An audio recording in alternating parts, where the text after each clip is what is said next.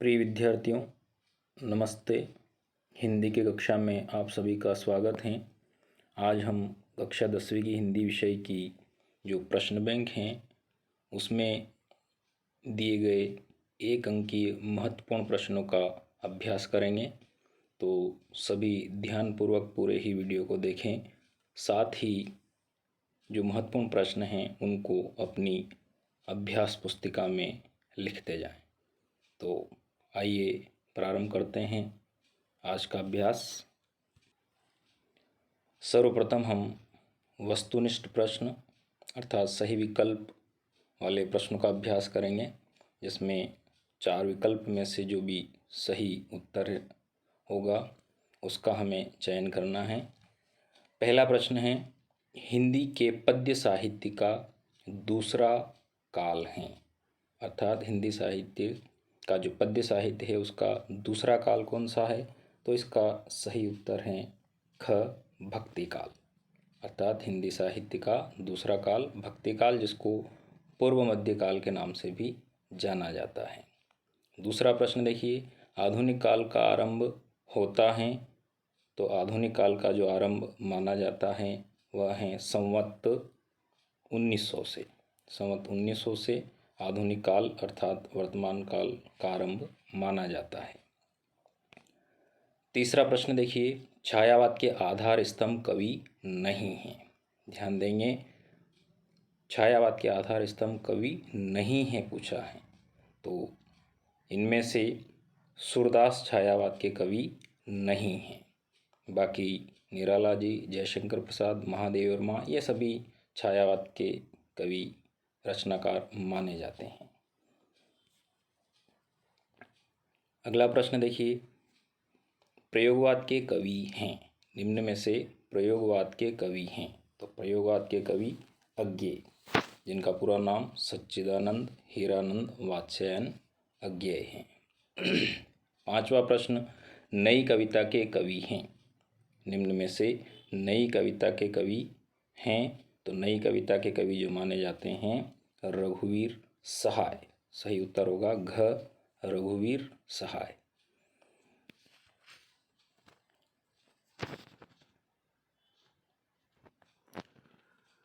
छठा प्रश्न है, भक्ति काल की समय सीमा है। निम्न में से भक्ति काल की समय सीमा कौन सी हैं? तो इसका सही उत्तर है संवत 1375 से 1700। संवत 1375 से संवत 1700 तक। सातवां प्रश्न, प्रयोगवाद का आरंभ माना जाता है।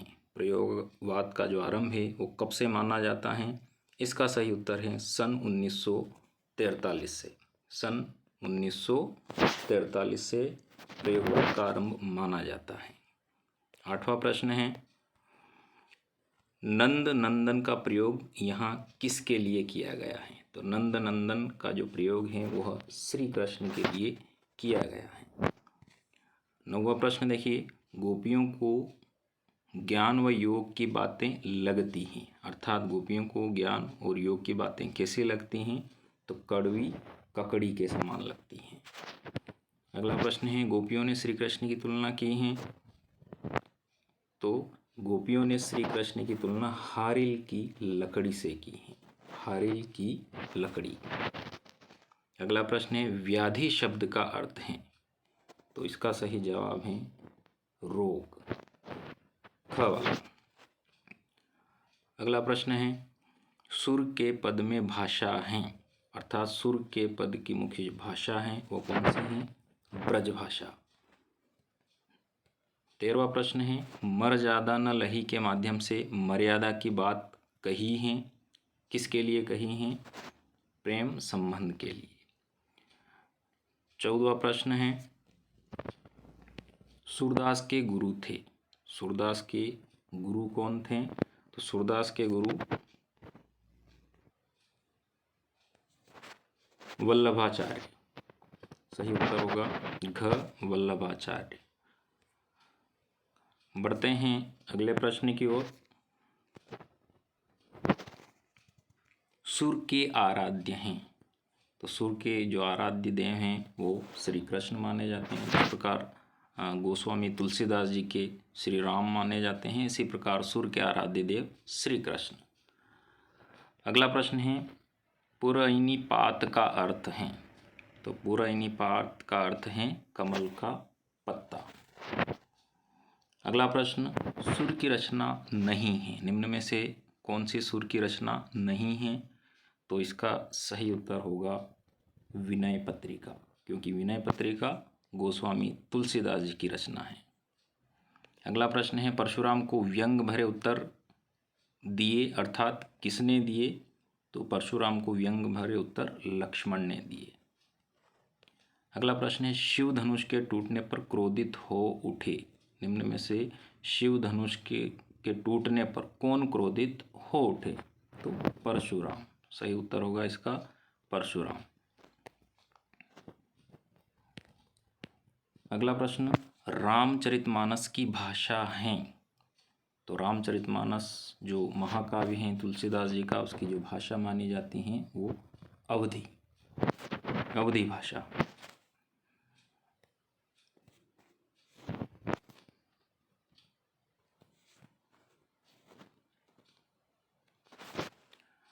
अगला प्रश्न है राम लक्ष्मण के गुरु का नाम था। तो राम लक्ष्मण के गुरु का नाम विश्वामित्र, गुरु विश्वामित्र। अगला प्रश्न है सहस्त्रबाहु का वध किसने किया था? तो सहस्त्रबाहु का वध परशुराम जी ने किया था। अगला प्रश्न देखिए कवि अपनी आत्मकथा को बता रहा है। कवि अपनी आत्मकथा को भोली बता रहा है। अगला प्रश्न है थके पथिक की पंथा में अलंकार हैं। थके पथिक की पंथा में कौन सा अलंकार है? तो इसमें अनुप्रास अलंकार, क्योंकि जहाँ एक ही वर्ण की आवृत्ति बार बार यदि होती हैं तो वहाँ अनुप्रास अलंकार होता है। यहाँ प वर्ण की आवृत्ति हो रही है, इसलिए इसमें अनुप्रास अलंकार। अगला प्रश्न है छायावाद के प्रतिनिधि कवि हैं, निम्न में से छायावाद के प्रतिनिधि कवि कौन हैं? तो इसका सही उत्तर है जयशंकर प्रसाद। अगला है प्रसाद जी को कामायनी पर कौन सा पारितोषिक अर्थात पुरस्कार मिला? तो प्रसाद जी को उनकी महाकाव्य कामायनी पर मंगला पारितोषिक पुरस्कार उनको दिया गया था। अगला प्रश्न है जयशंकर प्रसाद का संग्रह नहीं है, निम्न में से जयशंकर प्रसाद की कौन सी रचना नहीं है? इसका सही उत्तर होगा साए में धूप, यह उनकी रचना नहीं है। अगला प्रश्न उत्साह कविता में बादल प्रतीक हैं, तो इसका सही उत्तर क्रांति का।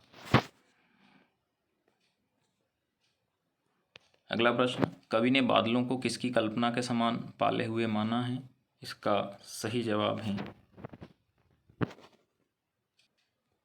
कवि ने बादलों को किसकी कल्पना के समान पाले हुए माना है? तो बाल कल्पना। अगला है कवि ने बादलों के लिए विशेषण प्रयोग किया है। तो कवि ने यहाँ पर बादलों के लिए नवजीवन वाले विशेषण का प्रयोग किया है। अगला प्रश्न है कवि बादलों से बरसने का आह्वान कर रहा है, अर्थात कवि यहाँ पर बादलों से जो आह्वान कर रहा है बरसने का, वो किस प्रकार? इसका सही उत्तर है आकाश को घेर कर बरसने का। अगला प्रश्न है कवि ने तृप्त धरा के माध्यम से संकेत किया है, तो इसका सही जवाब है जन सामान्य की पीड़ा।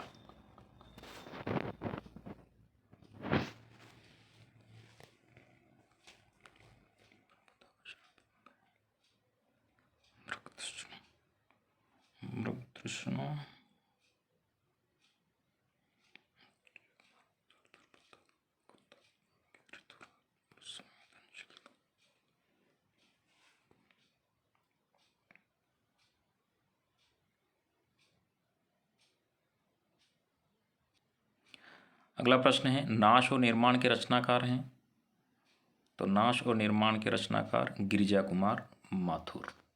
गिरिजा कुमार माथुर। अगला प्रश्न है, गिरिजा कुमार माथुर के अनुसार प्रभुता का शरण बिंब है मृग तृष्णा। मृग तृष्णा। नई कविता के समर्थ कवि माने जाते हैं। निम्न में से नई कविता के समर्थ कवि कौन माने जाते हैं? गिरिजा कुमार माथुर।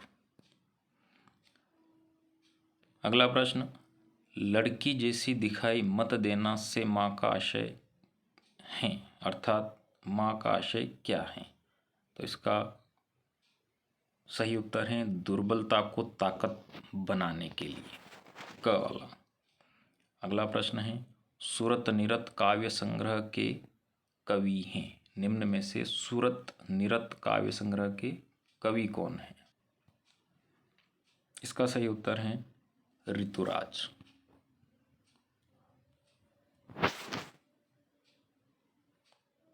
अगला प्रश्न, कन्यादान कविता में नारी के किस स्वभाव की अभिव्यक्ति हैं? तो कन्यादान कविता में नारी के संवेदनशीलता की अभिव्यक्ति है।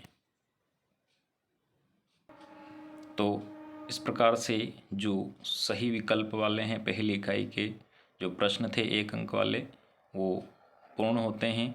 अब आइए अगले क्रम में रिक्त स्थान वाले जो कुछ 1 अंक वाले प्रश्न हैं उनका अभ्यास करते हैं। पहला प्रश्न रिक्त स्थान का, सुर की भक्ति रिक्त स्थान भाव की है, अर्थात सुर की भक्ति किस भाव की है? तो सूरदास की जो भक्ति है वो शाक्य भाव की है। सूरदास थे जन्मांध। गोपियाँ उद्धव को मानती हैं बड़भागी। गोपियों के लिए श्री कृष्ण हारिल की लकड़ी की तरह हैं। हरि हैं राजनीति पड़ी आए। सूरदास का निधन पारसोली में हुआ था। गोपियों ने मधुर संबोधन कृष्ण के लिए दिया। सूरदास जी मुख्यतः वात्सल्य रस के कवि माने जाते हैं। इनको वात्सल्य सम्राट भी कहा जाता है। अगला प्रश्न है, योग संदेश लेकर मथुरा से कौन आए? उद्धव। गोपियों के लिए योग का संदेश लेकर उद्धव जी आए थे। अगला है, छुअत टूट रघुपतिहु न दोषु कथन किसका है? तो यह कथन लक्ष्मण जी का है। अगला प्रश्न है, परशुराम स्वभाव से थे, अर्थात उनका स्वभाव कैसा था? क्रोधी। रघुकुल में देवता ब्राह्मण ईश्वर भक्त और रिक्त स्थान का वध नहीं किया जाता, अर्थात यहाँ पर जो लक्ष्मण जी द्वारा बताए गए निवेदन के अनुसार गायों का जो वध है वो नहीं किया जाता। अगला है, रिक्त स्थान व्यक्ति अपनी प्रशंसा स्वयं ही करते हैं, अर्थात कौन व्यक्ति अपनी प्रशंसा स्वयं ही करते हैं? कायर। परशुराम के गुरु का नाम भगवान शिव। कवि के सरल स्वभाव के कारण। अगला प्रश्न, कवि के सरल स्वभाव के कारण ने धोखा दिया, तो कवि के मित्रों ने।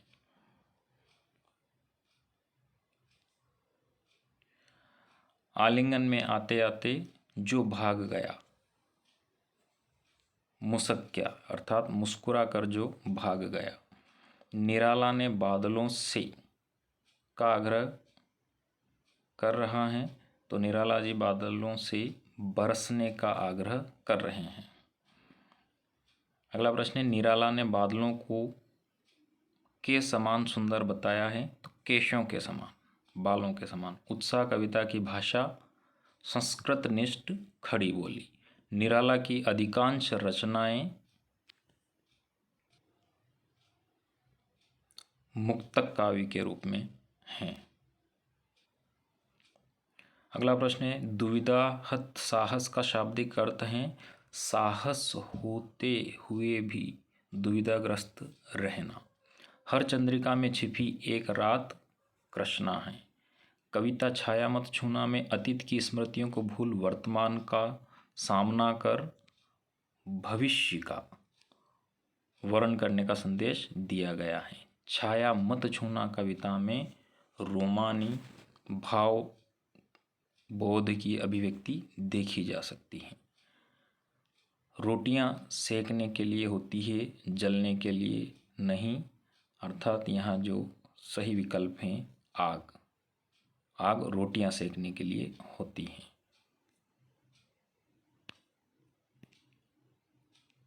अगला प्रश्न, कवि ऋतुराज के अनुसार वस्त्र और आभूषण स्त्री जीवन के बंधन हैं। विदा के समय माँ को अपनी बेटी अंतिम पूंजी प्रतीत हो रही थी। ऋतुराज ने 40 वर्षों तक अंग्रेजी साहित्य का अध्यापन किया। सोमदत्त परिमल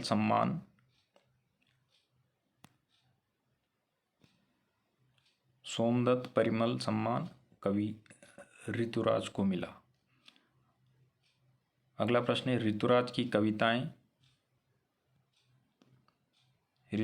कविताएं छंद मुक्त।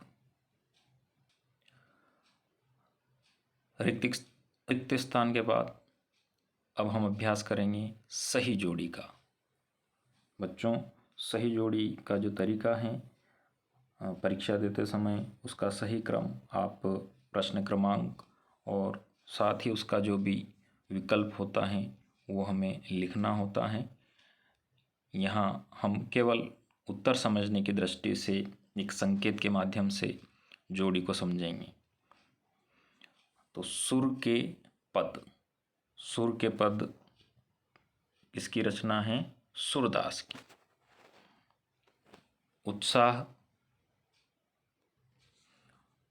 उत्साह रचना कवि निराला। और निराला अट नहीं रही है, उनकी जो रचना है अट नहीं रही। राम लक्ष्मण परशुराम संवाद किसकी रचना है? तुलसीदास। छाया मत छूना रचना गिरिजा कुमार माथुर। आत्मकथ्य जयशंकर प्रसाद। आत्मकथ्य रचना जयशंकर प्रसाद। और कन्यादान ऋतुराज। तो इस प्रकार से आप जब सही जोड़ी का मिलान करें तो प्रश्न क्रमांक और उसकी जो भी जोड़ी हैं वो आपको मिलान करना है। यहाँ केवल संकेत के माध्यम से हमने उत्तर का अभ्यास किया है। आइए बढ़ते हैं अगली जोड़ी की ओर। विनय पत्रिका तुलसीदास। विनय पत्रिका यहाँ पर किसकी रचना है? तुलसीदास की। कामायनी जयशंकर प्रसाद। साहित्य लहरी सूरदास। शिलापंख चमकीले गिरिजा कुमार माथुर। पुल पर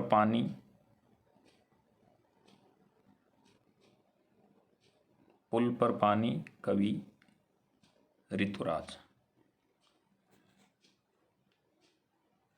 आइए बढ़ते हैं अगली जोड़ी की ओर।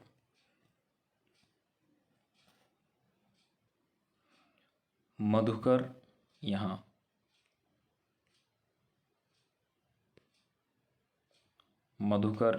उद्धव के लिए प्रयुक्त किया गया है। मदन महीप यहाँ पर परशुराम के लिए कहा गया है। श्री ब्रज दूल्ह श्री कृष्ण के लिए। प्रातः ही जगावत। बढ़ते हैं अगले जोड़ी की ओर। इसमें सभी रचनाकारों के जन्म और मृत्यु के सन यहाँ पर मिलान करना है। तो सूरदास का जन्म एवं मृत्यु का जो सन है वो सन 1478 से सन 1583। सूरदास का सन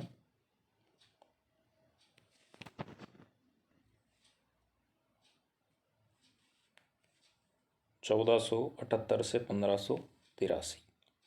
तुलसीदास का जन्म एवं मृत्यु का जो सन है 1532 से 1623। तुलसीदास जी का 1532 से 1623। जयशंकर प्रसाद का जन्म एवं मृत्यु का जो सन है 1889 से 1937। जयशंकर प्रसाद 1889 से 1937। निराला का जन्म एवं मृत्यु का जो सन है वह 1899 से 1996।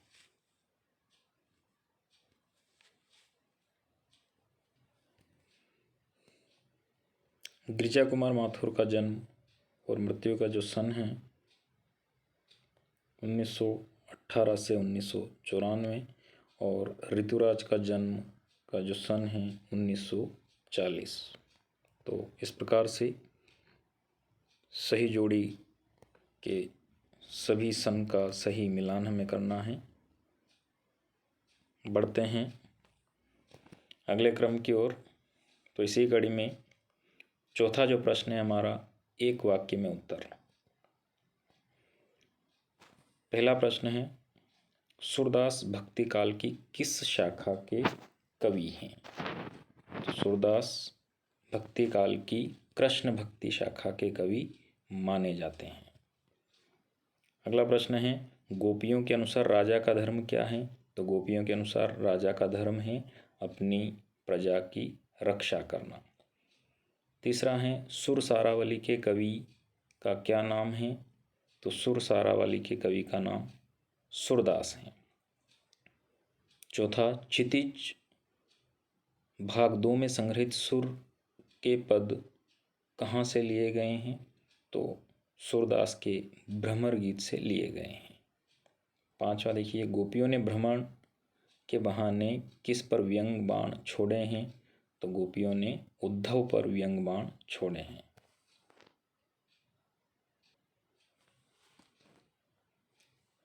अगला प्रश्न है, राम लक्ष्मण परशुराम संवाद रामचरितमानस के किस कांड से लिया गया है? तो यह रामचरितमानस के बाल कांड से लिया गया है। सातवां प्रश्न है, गोस्वामी तुलसीदास की मृत्यु कहाँ हुई थी? इसका सही जवाब है गोस्वामी तुलसीदास की मृत्यु काशी में हुई थी। अगला प्रश्न है, सीता स्वयंवर में राम लक्ष्मण किसके साथ आए थे? तो सीता स्वयंवर में राम लक्ष्मण अपने गुरु विश्वामित्र के साथ आए थे। नौवां प्रश्न देखिए, बाल को बोली बधो नहीं तो ही में कौन सा अलंकार है? तो यहाँ एक ही वर्ण की आवृत्ति यानी ब वर्ण की आवृत्ति बार बार हो रही है, अतः यहाँ पर अनुप्रास अलंकार है।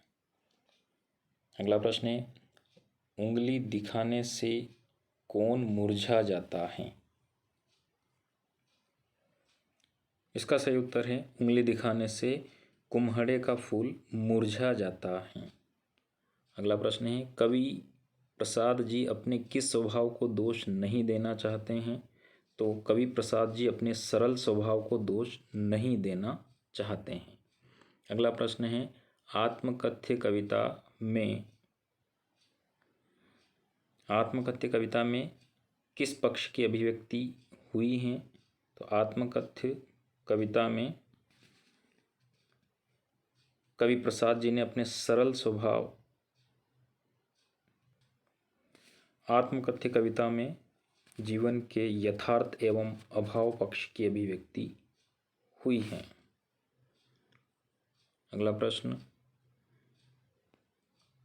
प्रेयसी के कपोलों की लालिमा की तुलना किससे की गई है? तो इसका सही उत्तर है, उषा काल की अरुणिमा से तुलना की गई है। अगला प्रश्न है, प्रसाद जी के आलिंगन में आते आते क्या भाग गया? तो प्रसाद जी के आलिंगन में आते आते जीवन का सुख भाग गया। बादल के हृदय में कौन छिपा है? तो बादल के हृदय में विद्युत अर्थात बिजली छिपी है। विश्व के सकल जन कैसे हो रहे हैं? विश्व के सकल जन गर्मी से व्याकुल हो रहे हैं। 18वां प्रश्न है, घेर घेर घोर गगन में कौन सा अलंकार है? तो घेर घेर घोर गगन में अनुप्रास अलंकार है। बादल किस दिशा से आते हैं? तो बादल अज्ञात दिशा से आते हैं। अगला प्रश्न है, तृप्त धरा का सांकेतिक अर्थ क्या है? तृप्त धरा का सांकेतिक अर्थ सांसारिक दुखों से पीड़ित पृथ्वी है। अगला प्रश्न है, यामिनी का शाब्दिक अर्थ क्या है? यामिनी का शाब्दिक अर्थ तारों भरी चांदनी रात है। 22वां प्रश्न देखिए, गिरजा कुमार माथुर के एक काव्य संग्रह का नाम लिखिए। तो गिरजा कुमार माथुर के काव्य संग्रह का नाम है नाश और निर्माण। गिरजा कुमार माथुर किस मिजाज के कवि थे? तो गिरजा कुमार माथुर रोमानी मिजाज के कवि माने जाते हैं। फिर अगला प्रश्न है, कन्यादान पाठ में माँ बेटी को कौन सा पाठ पढ़ाना चाहती हैं? माँ बेटी को जीवन के यथार्थ का पाठ पढ़ाना चाहती हैं। 25वां प्रश्न है, पाठिका किसे कहा गया है? तो पाठिका लड़की को कहा गया है। 26वां प्रश्न देखिए, माँ पुत्री को किस तरह रहने का कहती हैं? तो माँ पुत्री को सचेत और सजग रहने को कहती है।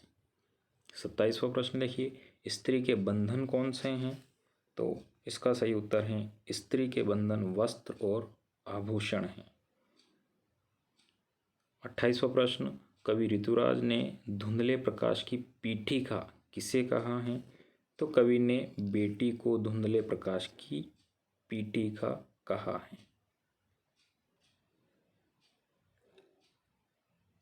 अब आइए अभ्यास करते हैं सत्य और असत्य। गोपियां कृष्ण द्वारा चुराए गए अपने मन को वापस मांग रही हैं, तो यह सत्य है। अच्छे लोग परहित के लिए दौड़े चले आते हैं, सत्य है। उद्धव का संदेश गोपियों को गुड़ की तरह मीठा लग रहा है, असत्य। योग संदेश सुनकर गोपियों की विरह अग्नि बढ़ रही है, सत्य। राजा का धर्म है कि प्रजा को ना सताए, सत्य। शिवधनुष राम ने तोड़ा, सत्य है। कुछ क्षत्रिय राजाओं को हराकर परशुराम राम लक्ष्मण को हराने का सपना देख रहे थे, सत्य है। वीर व्यक्ति अपनी प्रशंसा स्वयं करते हैं, असत्य है। वीर व्यक्ति कभी भी अपनी प्रशंसा स्वयं नहीं करते हैं। शिवधनुष को खंडित देखकर परशुराम क्रोधित हो उठे, सत्य है। परशुराम के फरसे को देखकर लक्ष्मण भयभीत हो गए, असत्य है। लक्ष्मण भयभीत नहीं हुए। जयशंकर प्रसाद का जन्म वाराणसी में हुआ, जयशंकर प्रसाद का जन्म वाराणसी में हुआ, सत्य है। आत्मकथ्य कविता पहली बार 1932 में हंस में के आत्मकथा विशेषांक में प्रकाशित हुई थी, सत्य है। जयशंकर प्रसाद मौन रहकर औरों की कथा सुनने के इच्छुक थे, सत्य है। कवि जयशंकर प्रसाद अपने जीवन के निजी अनुभवों को सबसे बांटना चाहते हैं, असत्य है। कवि प्रसाद ने अपने मन को भंवरे का रूप दिया, सत्य है। अट नहीं रही कविता फागुन की मादकता को प्रकट करती हैं, सत्य है।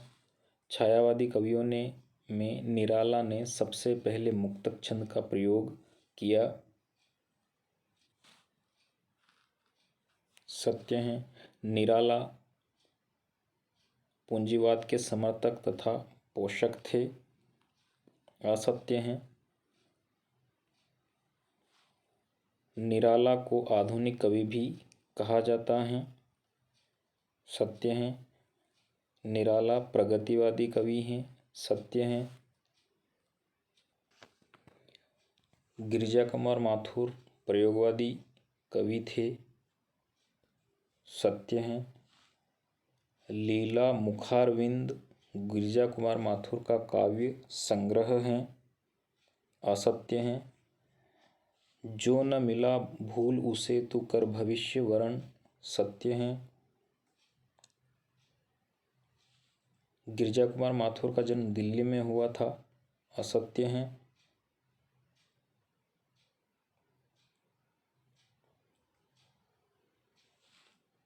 गिरिजा कुमार माथुर की प्रारंभिक शिक्षा झांसी उत्तर प्रदेश में हुई, सत्य हैं।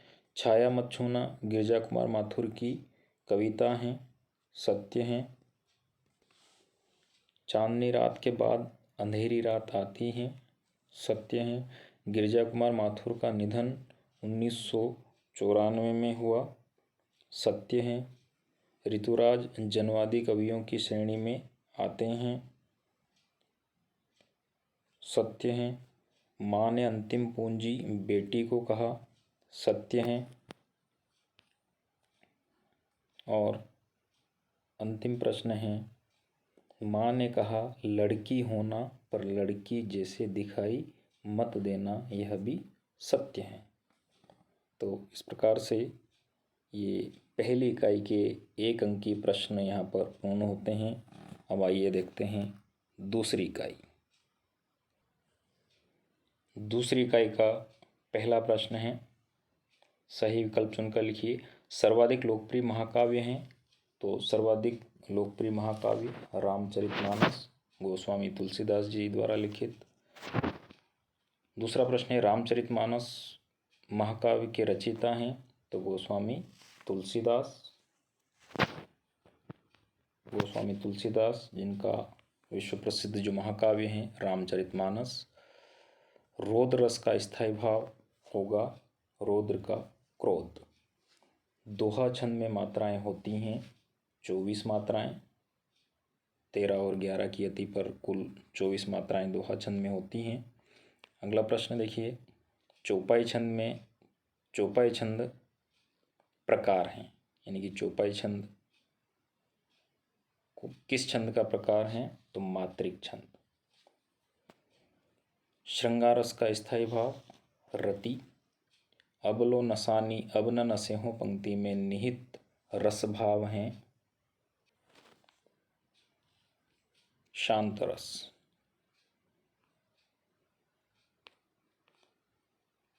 अगला देखिए, रस के अंग या अवयव माने गए हैं, तो रस के अंग 4 माने गए हैं और भेद 10 माने गए हैं। शब्दालंकार के प्रमुख प्रकार कौन कौन से हैं, इनमें से कौन कौन से अलंकार हैं जो शब्दालंकार के प्रकार माने जाते हैं? अनुप्रास, यमक और श्लेष। अनुप्रास, यमक और श्लेष अलंकार जो कि शब्दालंकार के उदाहरण हैं। छंद के तत्व कितने माने गए हैं, तो छंद के कुल 6 तत्व माने गए हैं। यति, गति, तुक, लय, मात्रा आदि छंद के 6 तत्व माने गए हैं। रिक्त स्थान का पहला प्रश्न, रंगमंच पर अभिनय आदि देखकर रसानुभूति कराने वाला जो काव्य हैं वो कौन सा है, तो दृश्य काव्य। चौपाई छंद में कुल 16 मात्राएं होती हैं। कामायनी एक महाकाव्य है। काव्य की शोभा बढ़ाने वाले धर्म अलंकार कहलाते हैं। जिसके प्रति स्थायी भाव उत्पन्न हो वह आलंबन कहलाता है। श्रव्य काव्य के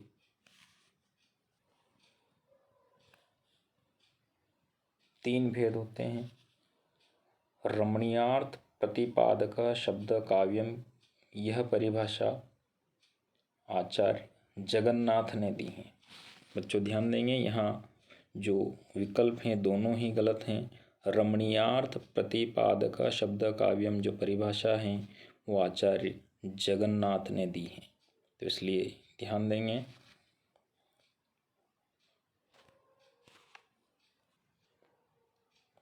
अगला है रश्मिरथी खंड काव्य किसकी रचना है? कवि दिनकर की। रश्मिरथी जो रचना है वो कवि दिनकर की है। जिस काव्य में अगले व पिछले गद्यों का पारस्परिक संबंध न हो उसे कौन सा काव्य कहते हैं? जिस काव्य के में अगले व पिछले गद्यों का पारस्परिक संबंध न हो उसे मुक्तक काव्य कहते हैं। जिसमें संबंध होता है वो प्रबंध काव्य, जिसमें पूर्वापर संबंध नहीं होता अर्थात जो स्वतंत्र रचना होती हैं वह मुक्तक काव्य की श्रेणी में आती हैं। अब आइए बढ़ते हैं सही जोड़ी की ओर। सही जोड़ी आपको यहाँ संकेत के माध्यम से समझाई जा रही है। आपको जो निर्धारित क्रम सही जोड़ी का है उसी के अनुसार आपको सही जोड़ी मिलाना है।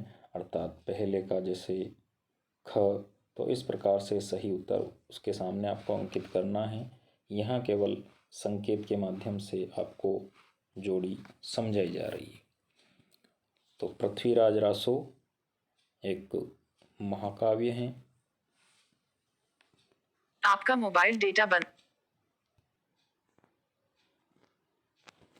संचारी भावों की संख्या 33। महाकाव्य रामचरितमानस। शांत रस का स्थायी भाव निर्वेद। पंचवटी खंड काव्य। तो इस प्रकार से संकेत के माध्यम से आप सही जोड़ी मिलाएं। अगली जोड़ी देखिए, जिन कारणों से स्थायी भाव उद्दीप्त होते हैं उन्हें उद्दीपन विभाव कहते हैं। नायक नायिका के मिलन का वर्णन जिसमें होता है उसमें श्रृंगार रस। हिंदी का सबसे लोकप्रिय महाकाव्य रामचरितमानस। रागात्मकता की प्रधानता वाला मुक्तक गेय मुक्तक। और साकेत मैथिली शरण गुप्त का। साकेत जो रचना है वो मैथिली शरण गुप्त की। आइए बढ़ते हैं एक वाक्य में उत्तर वाले प्रश्नों की ओर। नायक, पहला प्रश्न है, नायक के संपूर्ण जीवन का चित्रण किस काव्य में मिलता है? तो इसका सही उत्तर होगा नायक के संपूर्ण जीवन का चित्रण महाकाव्य में मिलता है। दूसरा प्रश्न है, जिस काव्य में एक ही सर्ग होता है उसे क्या कहते हैं? तो उसे खंड काव्य कहते हैं। आश्रय के चित्त में उत्पन्न होने वाले अस्थिर मनोविकारों को क्या कहते हैं? तो उन्हें संचारी भाव कहते हैं। अगला प्रश्न है, जहाँ नायक नायिका के विरह का वर्णन है या होता हो वहाँ कौन सा रस होता है? वहाँ पर वियोग श्रृंगार होता है। जहाँ नायक नायिका के विरह का, बिछुड़ने का वर्णन जहाँ पर होता है वहाँ पर वियोग श्रृंगार। अगला है, स्थायी भाव जागने या उद्दीप्त होने पर आश्रय की शारीरिक चेष्टाएं क्या कहलाती हैं? इसका सही उत्तर है अनुभाव। वर्ण, मात्रा, यति आदि से नियोजित शब्द रचना को क्या कहते हैं? तो ऐसी रचना को छंद कहते हैं या छंदबद्ध रचना उसको कहा जाता है जिसमें वर्ण, मात्रा, यति, गति आदि हों। अगला है, स्थायी भावों के उत्पन्न होने के कारणों को क्या कहा जाता है?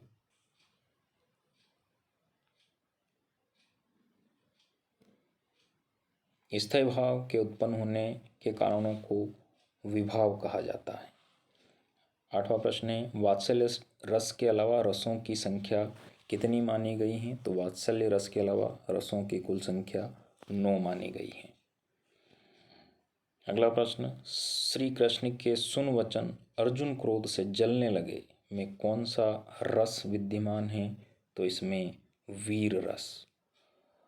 चौपाई छंद में कितनी मात्राएं होती हैं? तो चौपाई छंद में कुल 16 मात्राएं होती हैं।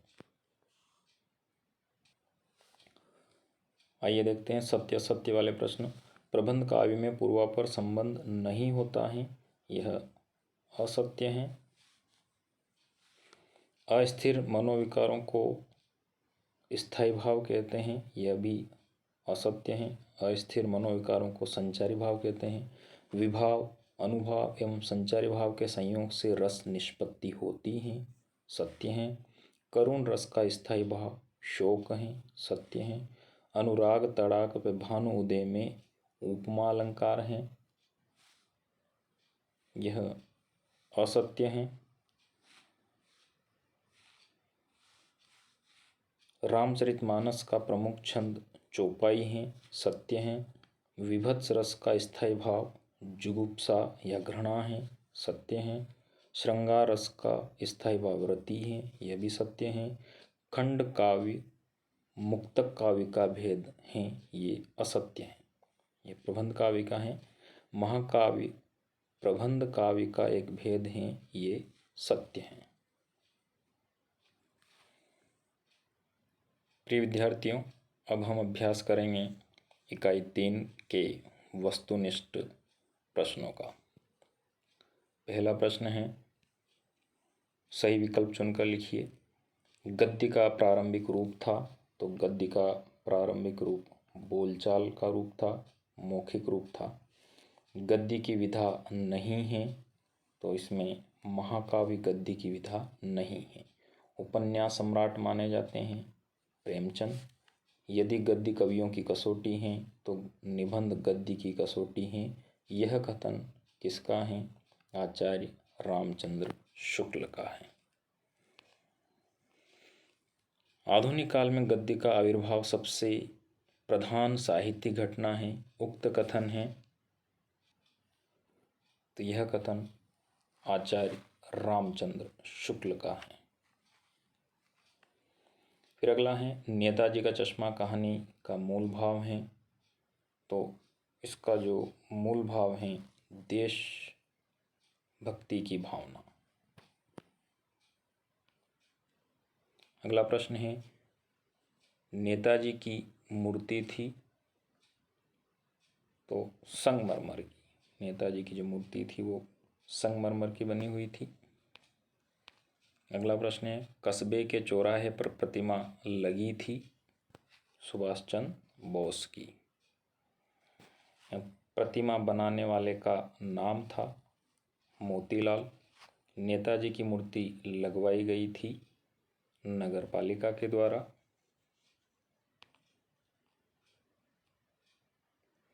भगत जी पद गाते थे कबीर के।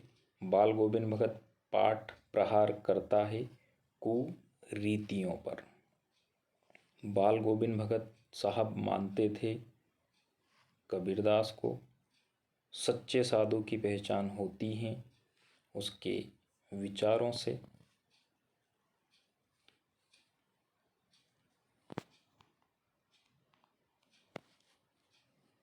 बाल गोविंद भगत गाते समय बजाते थे खंजड़ी। फादर कामिल बुल्के ने एमए किया।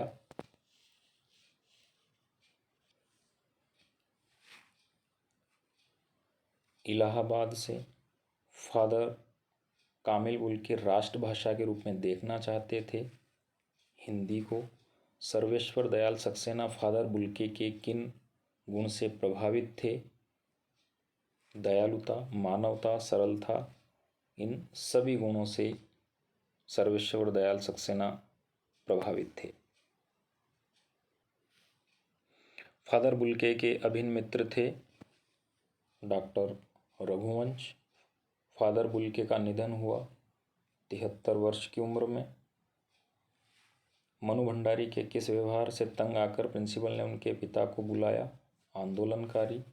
मनु भंडारी के पिता ने उनका रोब देखकर अनुभव किया गर्व का। मनु भंडारी को पसंद आए जैनेन्द्र के उपन्यास का नाम?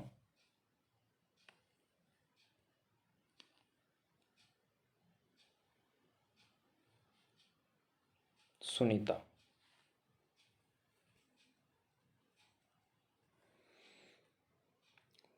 प्रिय विद्यार्थियों, महत्वपूर्ण प्रश्नों को आप अपनी कॉपी में लिखते जाएं और उनको याद करें और परीक्षा की तैयारी करें। बढ़ते हैं अगले प्रश्न की ओर। रिक्त स्थान में सही शब्द चुनकर लिखिए। इसका पहला प्रश्न है, जीवनी लिखी जाती हैं, अर्थात जीवनी किस पर लिखी जाती हैं? तो महापुरुष पे लिखी जाती हैं। आत्मकथा में लेखक स्वयं के जीवन का वर्णन करता है। प्रेमचंद एक कथाकार हैं। एकांकी में एक अंक होता है।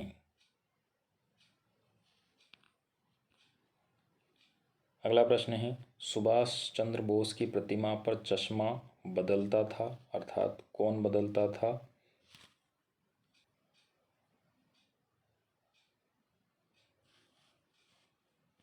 हवलदार साहब।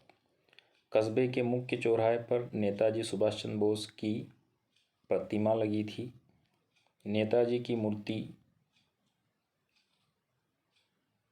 फौजी कपड़ों में थी।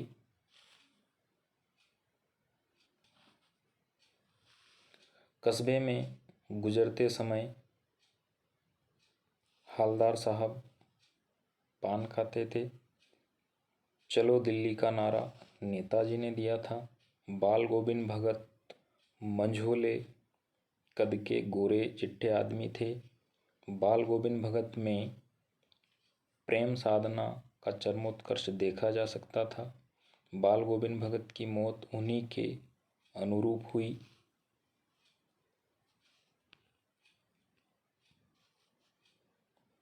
आषाढ़ की रिमझिम है, समूचा गांव खेतों में उतर पड़ा। फादर बुल्के की इंजीनियरिंग की पढ़ाई छोड़कर सन्यासी हो गए। फादर बुल्के की चिंता हिंदी को राष्ट्रभाषा के रूप में देखनी थी। फादर की उपस्थिति देवदार वृक्ष की छाया जैसी लगती थी। फादर बुल्के ने सन्यास लेते समय भारत जाने की शर्त रखी थी। मनु भंडारी की बड़ी बहन का नाम सुशीला था। मनु भंडारी का प्रसिद्ध उपन्यास आपका बंटी, महानगरी जीवन आत्मीयताहीन है। मनु भंडारी का जन्म मध्य प्रदेश में हुआ। पुराने ज़माने में स्त्रियों के लिए कोई विश्वविद्यालय नहीं थे। कालिदास संस्कृत भाषा के कवि हैं। महावीर प्रसाद द्विवेदी युग के प्रवर्तक हैं। स्त्री शिक्षा के विरोधी कुतर्कों का खंडन लेख सर्वप्रथम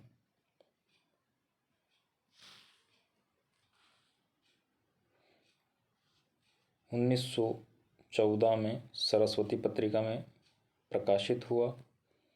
आवश्यकता आविष्कार की जननी है। आत्म विनाश के साधनों का आविष्कार असंस्कृति है।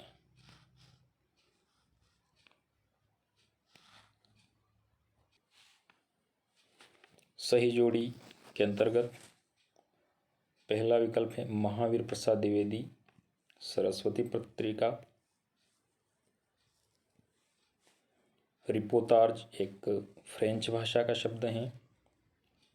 जयशंकर प्रसाद की रचना एक घूंट। आपका मोबाइल डेटा बंद है।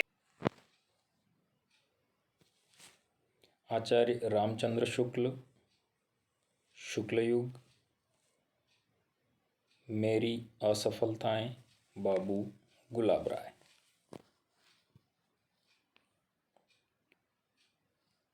अगले जोड़ी देखिए, नेताजी का चश्मा।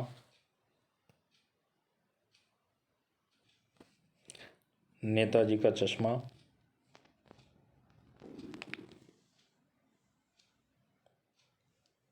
स्वयं प्रकाश रामवृक्ष बेनीपुरी की जो रचना है। बाल गोविंद भगत। मानवीय करुणा की दिव्य चमक सर्वेश्वर दयाल सक्सेना। एक कहानी यह भी मनु भंडारी।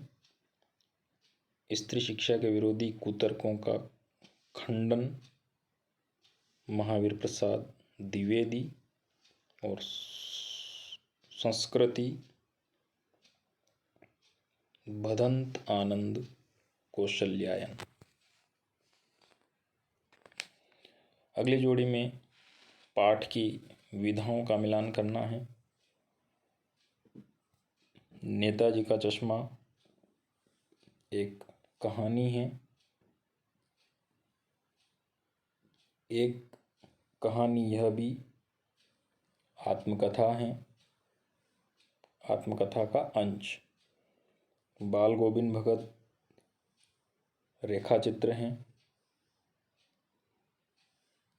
संस्कृति एक निबंध है। मानवीय करुणा की दिव्य चमक संस्मरण है।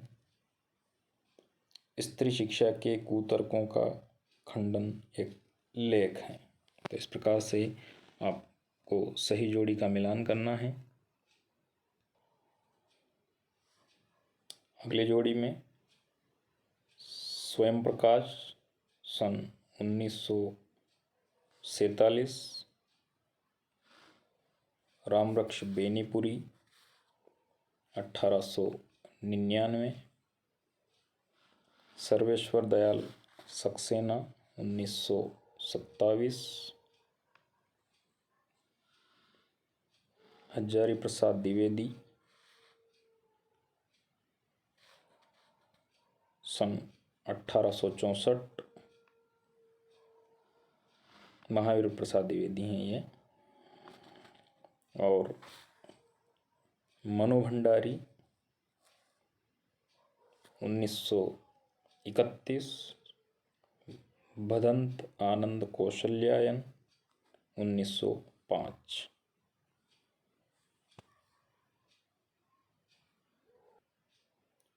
अब अभ्यास करते हैं एक वाक्य में उत्तर के प्रश्नों का। कहानी क्या है? तो कहानी वह लघु रचना है जिसमें जीवन की किसी एक स्थिति का सरस चित्रण होता है। अगला है एकांकी में कितने अंक होते हैं? तो एकांकी में 1 अंक होता है। निबंध की परिभाषा लिखिए। निबंध नि धन बंध से बना हुआ शब्द है जिसका अर्थ होता है बंधी हुई रचना। अगला है संस्मरण का क्या अर्थ है? भली भांति स्मरण करना संस्मरण कहलाता है। अर्थात हम इसको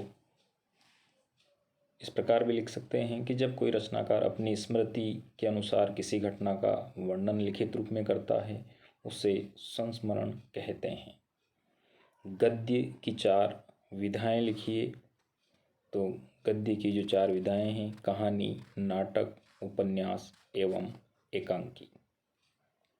कैप्टन की मृत्यु के पश्चात मूर्ति पर किसका बना चश्मा लगाया गया?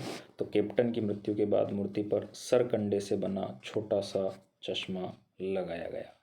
7वां प्रश्न है स्वयं प्रकाश के कितने कहानी संग्रह प्रकाशित हो चुके हैं? स्वयं प्रकाश के लगभग 13 कहानी संग्रह प्रकाशित हो चुके हैं।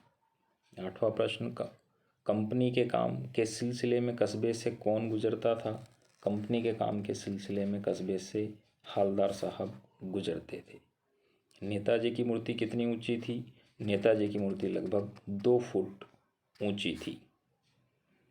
वह लंगड़ा क्या जाएगा फौज में? पागल है पागल कथन किसका है? यह कथन पान वाले का है।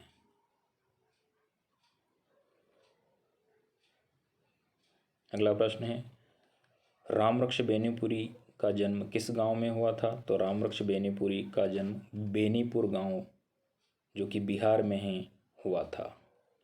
बाल गोविंद भगत की उम्र क्या थी? बाल गोविंद भगत की उम्र 60 वर्ष थी।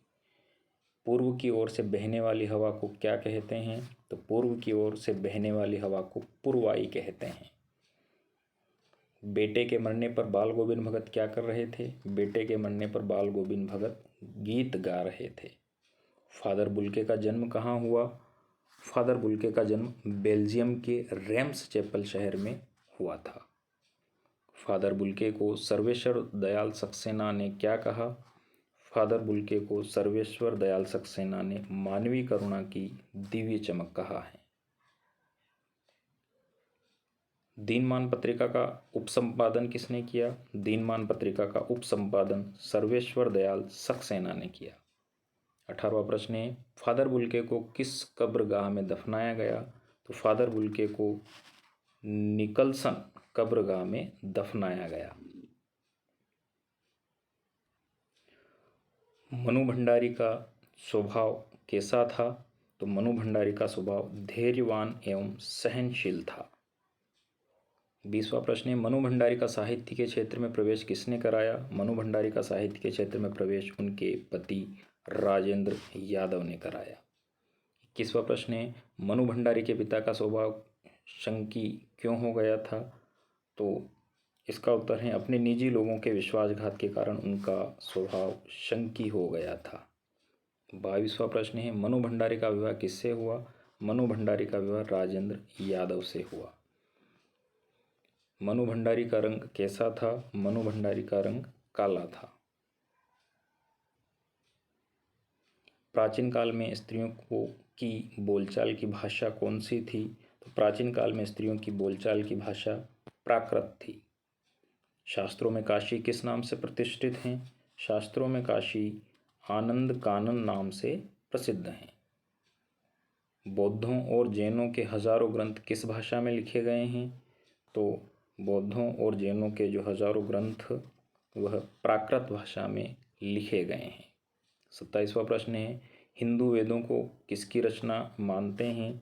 तो हिंदू वेदों को ईश्वर की रचना मानते हैं। 28वां प्रश्न, मानव संस्कृति किस प्रकार की है? मानव संस्कृति अविभाज्य है। अंतिम प्रश्न, तृष्णा के वशीभूत लड़ती कटती मानवता के सुख के लिए किसने अपना सर्वस्व त्याग किया? तो तृष्णा के वशीभूत लड़ती कटती मानवता के सुख के लिए सिद्धार्थ ने सर्वस्व त्याग किया। सत्यासत्य में देखिए, कहानी गद्य की विधा नहीं है, ये असत्य है। उपन्यास में कई कथाओं का समावेश है, सत्य है। गद्य का अर्थ होता है बोलना या कहना, सत्य है। नाटक में एक अंक होता है, असत्य है। कहानी उपन्यास की अपेक्षा छोटी होती हैं, सत्य है। नेताजी की मूर्ति पत्थर की थी, असत्य है। मूर्ति की आंखों में संगमरमर का चश्मा था, असत्य है। कैप्टन को बिना चश्मे वाली नेताजी की मूर्ति बुरी लगती थी, सत्य है। बाल गोविंद भगत हर वर्ष गंगा नहाने जाते थे, सत्य है। बाल गोविंद भगत की आजीविका का साधन कृषि था, सत्य है। बाल गोविंद भगत माह में प्रभाती गाना शुरू करते थे, असत्य है। 12वां, बाल गोविंद भगत के मस्तक पर हमेशा चमकता हुआ रामानंदी चंदन हुआ करता था, असत्य है। भादों की अधरतियाँ में भगत गीत न गाते थे, असत्य। बाल गोविंद भगत के 2 बेटे थे, सत्य। फादर कामिल बुल्के की बहन जिद्दी और सख्त थी, सत्य है। फादर कामिल बुल्के की मृत्यु मुंबई में हुई, असत्य है। फादर कामिल बुल्के को बहुत क्रोध आता था, असत्य है। फादर कामिल बुल्के की कर्मभूमि भारत रही, सत्य है। परिमल एक साहित्यिक संस्था है, सत्य है। मनु भंडारी की अपने पिता से वैचारिक टकराहट थी, सत्य है। मनु भंडारी के पिता रसोई को कबाड़ खाना कहते थे, असत्य है। मनु भंडारी मूलतः एक कहानीकार हैं, सत्य है। मनु भंडारी के घर में अतिथि सत्कार प्रिय वातावरण था, सत्य है। डॉक्टर साहब मनु भंडारी के पारिवारिक चिकित्सक थे, असत्य हैं। प्राचीन भारत में स्त्रियां अत्यंत विदुषी थी, सत्य हैं। मंडन मिश्र की पत्नी ने